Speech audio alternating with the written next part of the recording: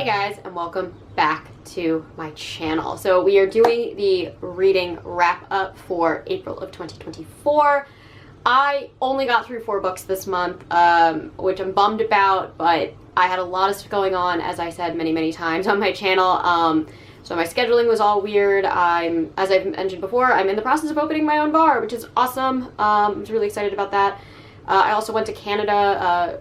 A lot of it was for research and development, actually, working with a couple friends of ours up there to kind of go over some like cocktail concepts. But the biggest thing for me was, and I didn't want to say this on my channel because I didn't want to jinx it, but I entered in a cocktail competition, which I'd never done before, and I got second place, and it was awesome, and it was amazing, and it was one of the greatest experiences ever. And I feel like really validated because my drink got such a great response, and I really didn't expect that. I really just was happy to be there. I didn't think I would place or anything. So that took up a lot of my time. It was a lot of prep, it was a lot of training, it was a lot of practicing. But yeah, so that happened on Tuesday, and yeah, I'm like blown away, but taken but yeah, I had to put all of my reading on kind of a limited capacity this month, just because I had so much stuff going on. So that is one of the reasons why I only got through 4 novels this month, but 2 of them were Twisted Retreat books, so I'm going to definitely talk about those. I really am starting to just adore that box even more than I thought. And this might be the first time ever on my channel, but every single book this month had the same rating, which is kind of cool. They're all 4 stars, so a good month pretty much overall. Really excited about that. So yeah, let's dive in and let's chat about these books. Okay, so first up, I want to talk about All the Fiends of Hell. This is a novel by Adam L.G. Neville. This was on my most anticipated list for 2024. I just received this in a recent Nightworms package, and Adam Neville is one of those authors where I love his earlier stuff, but a lot of his newer stuff I feel like gets very overly descriptive. It becomes very hard to immerse myself in the language as well as the story. So I was really happy with this one because he kind of went back to his roots. This felt a lot more akin to like his writing style during No One Gets Out Alive and The Ritual and Last Days, and a little less like Cunning Folk and The Vessel, which were both supposed to be written kind of like screenplays. And so it was a weird style, and I didn't love it. Even though I thought the story concepts were cool, this one was really fun. I'm gonna read the back of the book for you guys. The Red Knight of Bells heralds global catastrophe, annihilation on a biblical scale. Seeing the morning is no blessing. The handful of scattered survivors are confronted by blood-red skies and an infestation of predatory horrors that never originated on Earth. An occupying force intent on erasing the remnants of animal life from the planet. Across the deserted landscapes of England, bereft of infrastructure and society, the overlooked can either hide or try to outrun the infernal hunting terrors, until a rumor emerges claiming that the sea may offer an escape. Ordinary, unexceptional, directionless Carl is one of the few who made it through the first night. In the company of 2 orphans, he flees south, but only into horrifying revelations and greater peril, where a transformed world and expanding race of ravening creatures await. Driven to the end of the country and himself, he must overcome alien and human malevolence and act in ways that were unthinkable mere days before. All the Fiends of Hell is a novel of alien horror from the 4 times winner of the August Derleth Award for Best Horror Novel. Hard to talk. I really enjoyed this. This was a really interesting take on like a alien end of the world story. I really liked our kind of, as it says in the back of the book, unexceptional hero. It's something that I also really liked about, like Alan Baxter's Saliban, like these kind of main characters who are such unlikely heroes, and didn't really expect to be there and are just kind of driven to do the right thing by like a moral compass, even though they might not necessarily have like the talent or capacity to do so in the way that they feel is necessary. I really loved that. I loved the dynamic between Carl and the 2 children that he comes upon. I loved the aliens. I loved kind of like the vagueness of what was going on. It felt very realistic, where we don't really get answers as to why something is happening, and you just kind of are thrown into the story and have to go from there. You can kind of tell from the back of the book that there is still that overly descriptive, overly wordy moments that Adam Neville has. He has like 5,000 synonyms for the word red in this book, which is funny since he wrote a book called The Reddening. Didn't think he could get even more into red. But overall, I really, really like this. I do have a full review on this book on my channel. I actually have full reviews on every single book that I'm talking about this month. So if you really want like a deep dive on this, definitely check that out. But the overall premise with this book I really liked. I liked that it did an alien story in kind of a fresh way. I liked that it didn't lean too much into the overdone tropes of the end of the world thing. Like, yes, like we know that the humans are the real bad guys. It's usually not the monsters. But I did like how this was kind of handled. The more I remove myself from this book, the more I think I like it too. Like, I think when I first reviewed it, I was definitely really nitpicky and harsh on things because I still want Adam Neville to kind of go back to the style he did with No One Gets Out Alive. But this book, it definitely resonated with me. I did find, what was her name? I did find the character of Haley to be just a little bit irritating. Not like a Child in the Babadook style of irritating, but I just kind of felt like some of the stuff that she did and said felt just like almost like a caricature of like a 6-year-old girl. I don't know. I don't really ever interact with like children for the most part, so I can't really say exactly how kids these days would act, but I did find some of her dialogue to be a little jarring. However, I found Jake, her older brother, to be a very, very, very realistic portrayal of like a preteen boy. I thought he was a really, really cool character. I really enjoyed reading about him. And I did really like his kind of like weird dynamic with Carl. So I found this a pretty enjoyable book, 4-star read. Really happy that Adam Neville is kind of going back towards the style of writing he used to do and stepping away from his kind of experimental, overly descriptive stuff. I will say that's not really folk horror. It does kind of borderline on cosmic horror, but it was done in a cosmic horror way that was like digestible for me because I read it more as alien horror, so take that as you will. But if you're into cosmic horror, you'll probably really like the creatures in that. They're very scary, they're very well done, they're very unique, very weird entities, so really enjoyed that. Alright, next up, Forgotten Ghosts by Cass Kay. This is the sequel to Legacy Witches, which is a book I got in Twisted Retreat like a year ago, and I loved it. I loved it. I didn't expect to love it because I thought it was going to be like very like CW drama, and it's like adult CW drama meets like Chilling Adventures of Sabrina, and it's so much fun, and it's so well done, and the setting is awesome, and the characters are so fun. So yeah, really, really like the series, and it's hard for me to get into series, and I'm about this one. I'm going to read the back of the book. Vianna has finally stopped running from her legacy, but she refuses to be a part of Salem's daily drama. Instead, she's content to work in her garden, bond with the family familiar, and make candles. When an old friend reaches out about ghostly encounters in the tunnels that run below his hoodoo shop, Vianna and roommate Bestie Dee agree to poke around.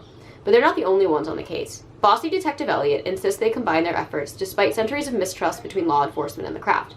Down in the tunnels, their unlikely trio entangles with a team of ghost hunters, which can't be a coincidence. In order to find out what the ghosts want, she'll have to learn to trust her new alliances and the magic within her. I'm going to try and make this review as spoiler-free as possible to Legacy Witches. Basically, this is kind of like a filler book. I feel like book 1 really set up everything that was going to happen, and kind of put forward our antagonists, our endgame, our like frenemies. Like a lot of stuff was laid out in book 1. A lot of stuff was fleshed out in book 2, and then I think I don't know how many books are going to be in the series, but I'm very excited for book 3 because this just sets everything up for what is to come. I would not read this as a standalone. I don't think you can. I think you could technically be a little bit lost on some character development and kind of the way the covens work, and the politics within this story. But I did really, really enjoy it. I wanted more from it, which is how I know I really enjoyed it. I really did feel like this could have given us more into the dynamics between the covens, into the history of the witches of Salem, the hoodoo practitioners in Salem, the witch hunters in Salem, like everybody in Salem, really. Like, I really just wanted more from this book. But I did love it for what it was, and I did love it for how it was setting things up. I don't think I liked it as much as Legacy Witches. I'm really kind of going back and forth.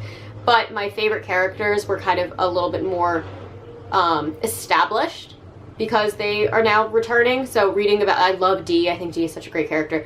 Reading about Dee, who reminds me a lot of Zoe from Darcy Coates' Gravekeeper series, was really, really fun. We didn't really need to go into character introductions. They were just kind of there. This reminded me a lot of like a single episode of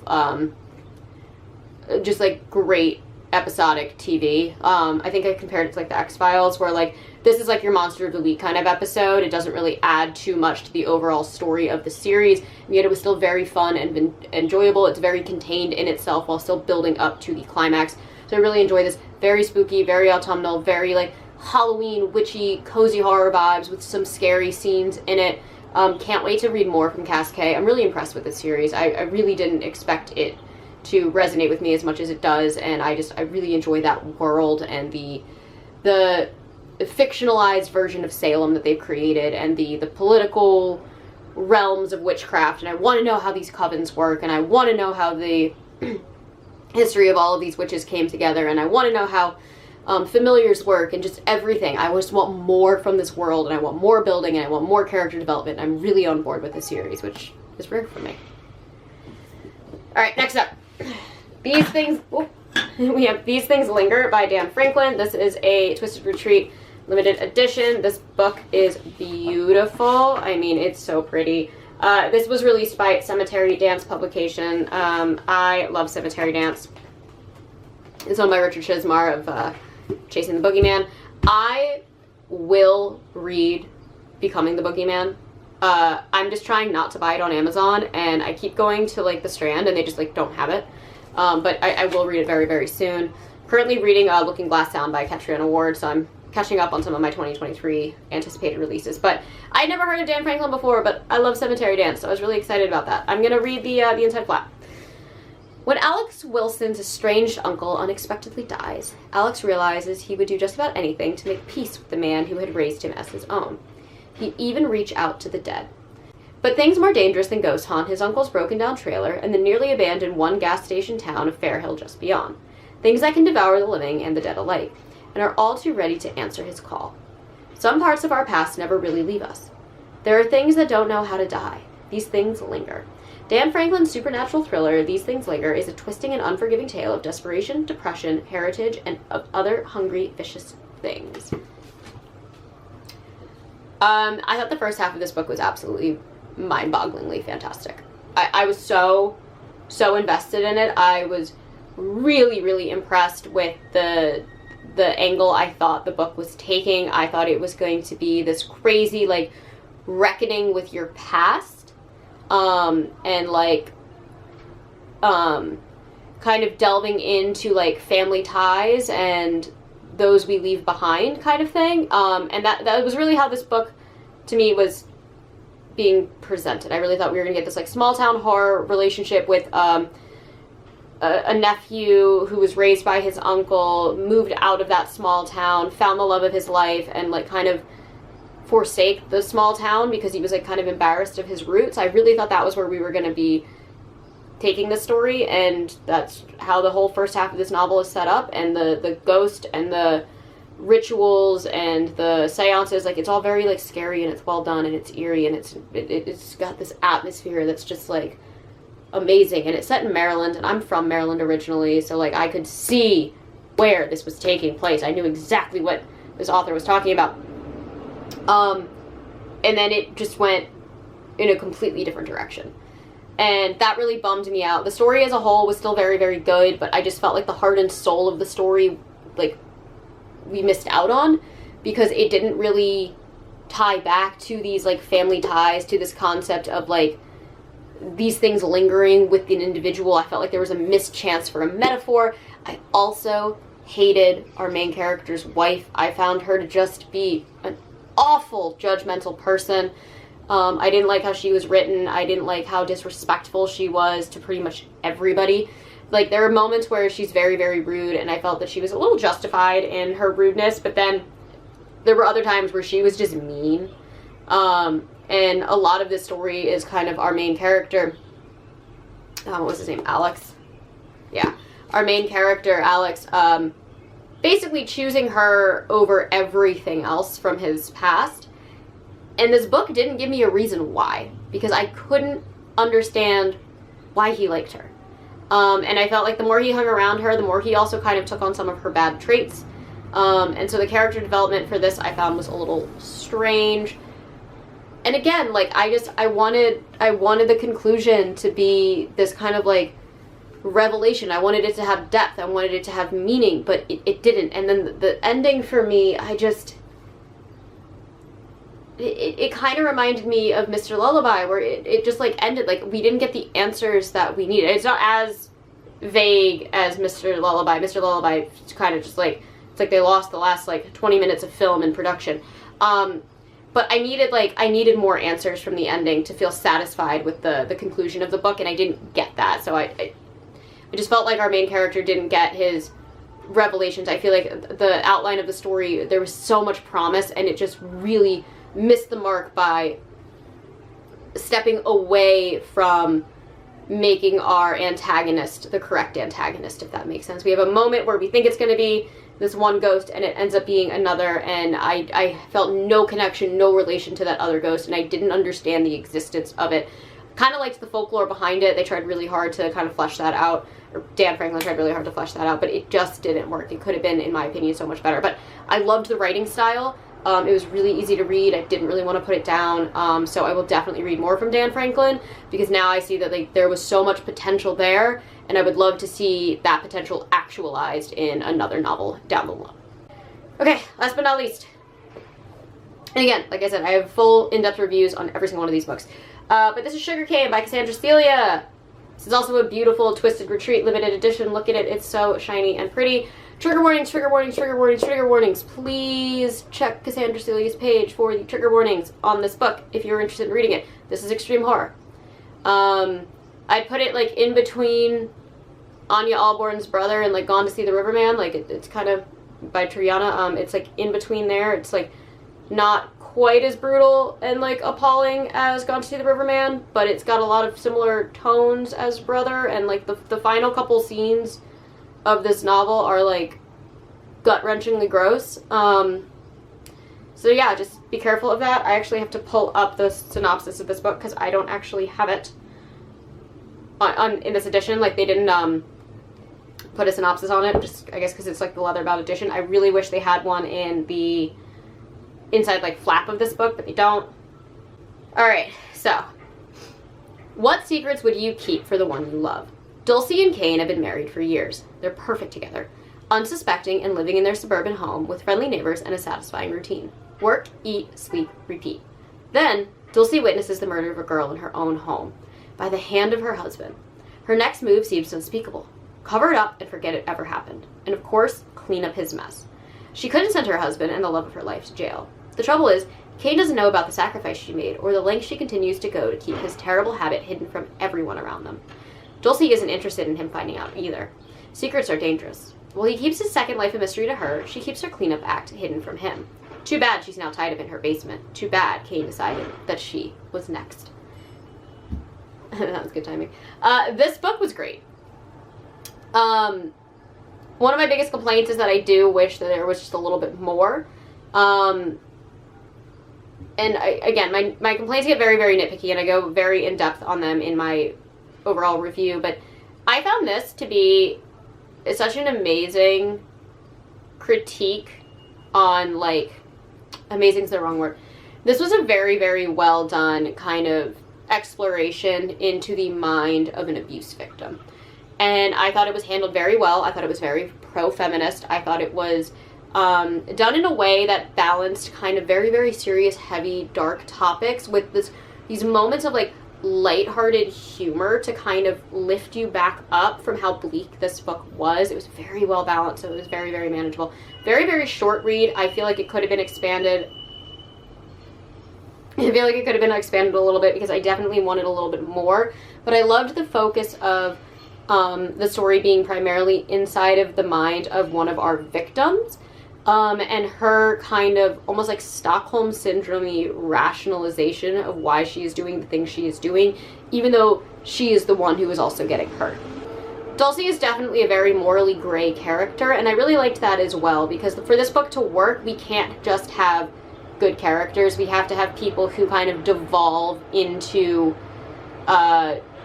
questionable moralities. And then obviously you have her husband, who is not a good guy by any means. And I kind of loved the comparison between these two characters and the critique on like the ideal family unit. But yeah, I was really impressed with this. I'm sorry, it is so noisy outside right now. I was really, really impressed with this, and I would love to read more from Cassandra Celia. This was a very good, this was another great introduction for me into more extreme horror. I'm trying to get into it. I have my limits. I have my my topics I don't ever want to read about. This didn't hit any of the things I don't want to read about. I thought it was done very tastefully. I thought it was very feminist, even though it is a very, it's a book where a lot of bad things happen to women. But I think it made a very good, very solid commentary on it. And like I said in my large review, it's a poorly veiled metaphor for abuse. But I think it needs to be kind of in your face that this is that metaphor. Otherwise, the book can get really easily lost on you, and you might start making the wrong conclusions than what Cassandra Celia wants the reader to derive from this. But yeah, 4 stars. I can't wait to read more from her, and this book it's such a beautiful, beautiful edition. Like, I love the faux leather, I love the silver moment, I love the caution tape. Tells you to look for those trigger warnings. Anyway, so yeah, 4 stars. 4 stars for all my reads this month. I was really, really, really happy with these, even though I only got through 4. So 4 for 4, right? That kind of works out. Anyways, thank you guys so much for watching. As always, I'm going to try to post every Monday, Thursday, and sometimes on Saturdays. If you enjoy these videos, please hit the like and subscribe buttons down below, and I will catch you on the next one. Mwah.